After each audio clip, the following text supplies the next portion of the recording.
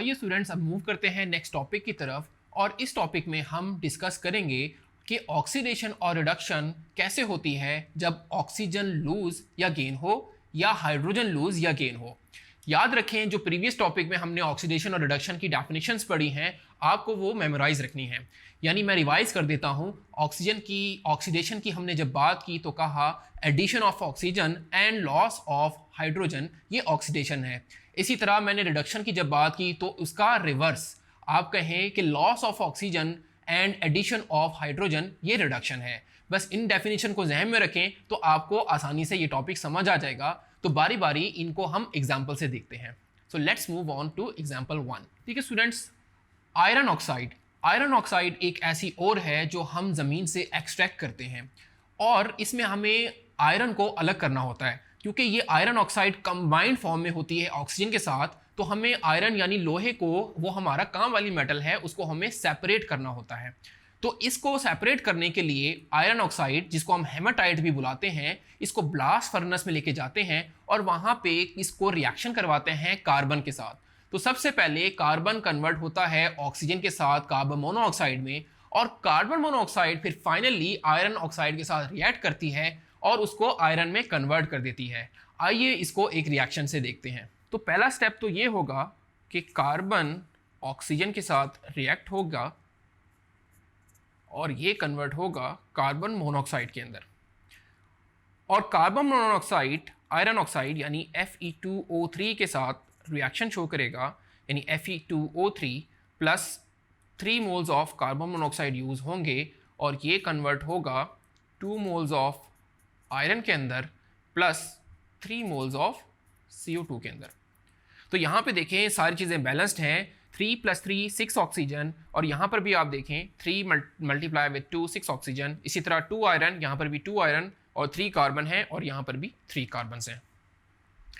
तो स्टूडेंट्स आप इस इक्वेशन में देख रहे हैं कि आयरन ऑक्साइड यानी Fe2O3 वो कन्वर्ट हो रहा है Fe के अंदर, ठीक है, और यही हमारी रिक्वायर्ड मेटल है। तो इसमें आप देखें कि ऑक्सीडेशन और रिडक्शन कैसे हो रही है, यानी कहाँ पे ऑक्सीजन लूज या गेन हो रही है। तो आप देखिए कि आयरन ऑक्साइड में Fe2O3 में यहाँ पे ऑक्सीजन इसके साथ कंबाइंड हुई हुई है, लेकिन यहाँ पे अगर आप देखिए कि ऑक्सीजन यहाँ से लूज हुई हुई है, इसका मतलब यहाँ पे लॉस ऑफ ऑक्सीजन हो रहा है, इसका मतलब Fe2O3 की रिडक्शन हो रही है। अगर आप देखिए कार्बन मोनोऑक्साइड को, यहाँ पे है 1 ऑक्सीजन, तो यहाँ पे आप देखिए कार्बन के साथ कितनी ऑक्सीजन आ रही है, 2 ऑक्सीजन आ रही है। इसका मतलब कार्बन में ऑक्सीजन एंटर हुई है यानी ऐड हुई है। और अभी मैंने आपको बताया गेन ऑफ ऑक्सीजन यानी एडिशन ऑफ ऑक्सीजन ऑक्सीडेशन होता है। तो इसका मतलब हम कहेंगे कार्बन मोनोऑक्साइड की हो रही है ऑक्सीडेशन और आयरन ऑक्साइड की हो रही है रिडक्शन। तो स्टूडेंट्स आपको होपफुली ये एग्जाम्पल अच्छे से समझ आ गई होगी। चलते हैं नेक्स्ट एग्जाम्पल लेते हैं, एसिटिलीन। एसिटिलीन C2H2 एक ऐसी गैस है जिसको अगर बर्न करें तो ऑक्सी एसिटालीन फ्लेम प्रोड्यूस होता है और ये फ्लेम वेल्डिंग या कटिंग पर्पस के लिए इस्तेमाल होता है।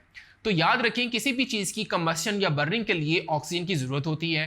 तो एसिटिलीन को ऑक्सीजन के साथ रिएक्ट करवाएं तो कार्बन डाइऑक्साइड और वाटर बनते हैं।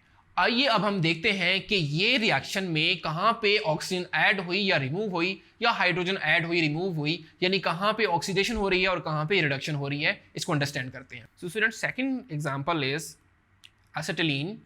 2 मोल्स आप लेंगे C2H2 के, इसको रिएक्ट करवाएंगे O2 के साथ और ये कन्वर्ट होगा कार्बन डाइऑक्साइड के अंदर और वाटर के अंदर।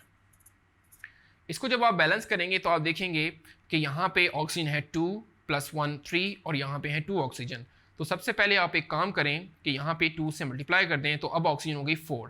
तो यहाँ पे आपको 4 चाहिए तो यहाँ से 2 से मल्टीप्लाई करना पड़ेगा, लेकिन अगर आप ऐसा करेंगे तो बाकी चीज़ें डिस्टर्ब हो जाएंगी, हाइड्रोजन आपका डिस्टर्ब हो जाएगा। तो फाइनली इसकी आपको डायरेक्ट इक्वेशन याद रख लें कि 4 मोल्स ऑफ कार्बन डाइऑक्साइड आएंगे और यहाँ पे 5 मोल्स ऑफ ऑक्सीजन आएंगे। अब आप देख लें ये बैलेंस इक्वेशन है, 4 carbon 4 hydrogen, 2 multiply by 2 4 hydrogen and 10 oxygen, 4 multiply by 2 8 + 2 10 oxygen. तो स्टूडेंट्स यहाँ पे प्रेडिक्ट करना है कि किसकी एडिशन ऑफ ऑक्सीजन हुई या हाइड्रोजन हुई या रिमूवल ऑफ हाइड्रोजन हुई या ऑक्सीजन हुई।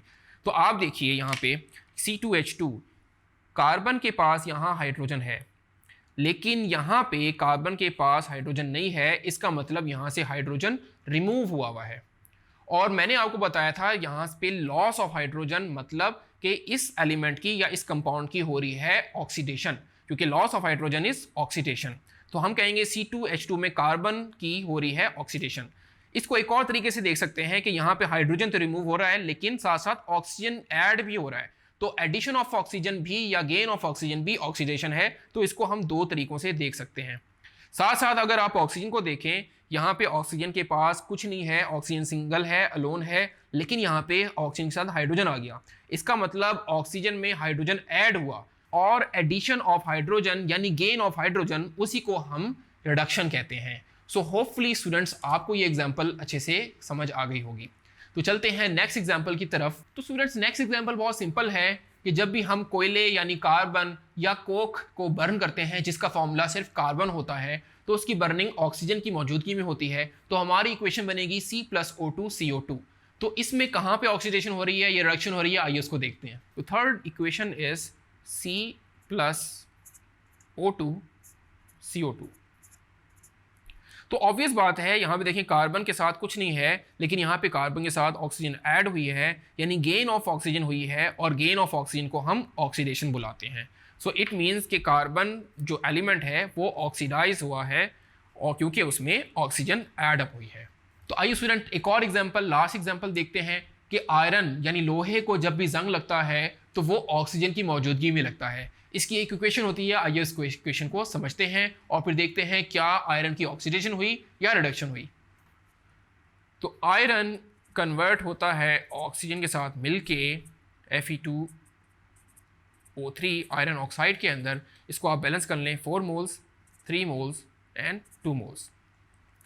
तो अब आप यहाँ पे देखें कि आयरन के साथ कुछ भी नहीं है, ये अलोन है, लेकिन यहाँ पे आयरन के साथ ऑक्सीजन आ गया है। इसका मतलब आयरन ने ऑक्सीजन गेन किया है। तो according to definition of oxidation, gain of oxygen is oxidation. तो इसका मतलब यहाँ पे आयरन की ऑक्सीडेशन हो रही होगी। सो होपफुली स्टूडेंट्स आपको समझ आ गया होगा कि हाइड्रोजन और ऑक्सीजन की बेस पे हम कैसे ऑक्सीडेशन और रिडक्शन को डिफाइन करते हैं।